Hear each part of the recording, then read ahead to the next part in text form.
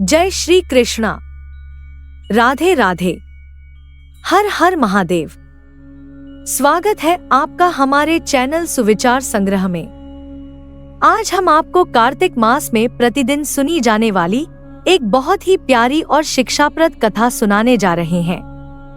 यह कथा है चिड़ाचिड़ी की कहानी। कहते हैं कि कार्तिक मास में इस कहानी को रोज सुनने का विशेष महत्व है। यह कथा हमें जीवन में धर्म, संकल्प और अनुशासन का महत्व सिखाती है। तो आइए कहानी को शुरू करते हैं। बहुत समय पहले की बात है। एक चिड़ा और चिड़ी जो एक नदी के किनारे रहते थे।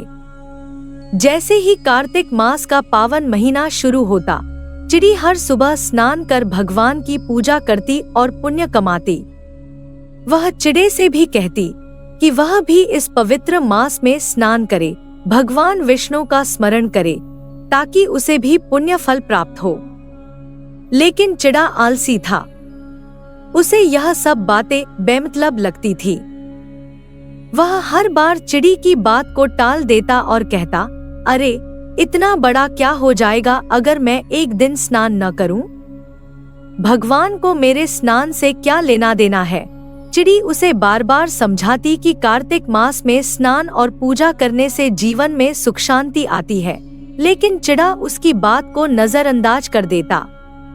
एक दिन जैसे ही चिड़ी नदी में स्नान करने गई, वहीं एक शिकारी ने उस पेड़ के पास आकर अपना जाल बिछा दिया। जब चिड़ा उस पेड़ पर बैठा था, शिकारी ने उसे पकड़ लिया। चिड़ी ने जैसे ही अपने पति को शिकारी के जाल में फंसा देखा, वह दौड़कर उसके पास पहुंची और जोर जोर से रोने लगी। चिड़ी ने चिड़े से कहा, देखो, मैंने तुम्हें कितनी बार कहा कि इस पवित्र मास में स्नान और पूजा का महत्व समझो, लेकिन तुमने मेरी बात नहीं मानी। अब तुम्हें इस आलस्य का परिणाम भुगतना पड़ रहा है। चिड़ा, जो अब शिकारी के जाल में फंसा था, पश्चाताप में आ गया और भगवान से प्रार्थना करने लगा, हे प्रभु, मुझे माफ कर दो। मैंने आलस्य और घमंड में आपकी महिमा को नजरअंदाज किया। अब मुझे इसका दंड मिल रहा है। इस तरह चिड़ी की सीख से चिड़े को अपनी गलती का एहसास हो गया, लेकिन तब तक बहुत देर हो चुकी थी। इस कहानी का संदेश यही है कि हमें भगवान और धर्म के प्रति सच्ची श्रद्धा रखनी चाहिए और पवित्र महीनों में पूजा अर्चना और अच्छे कर्मों से संकल्पित रहना चाहिए। तो दोस्तों, यह थी चिड़ाचिड़ी की कहानी, जो हमें सिखाती है कि आलस्य और घमंड का त्याग कर हमें अपने जीवन को धर्म और पुण्य के रास्ते पर ले जाना चाहिए।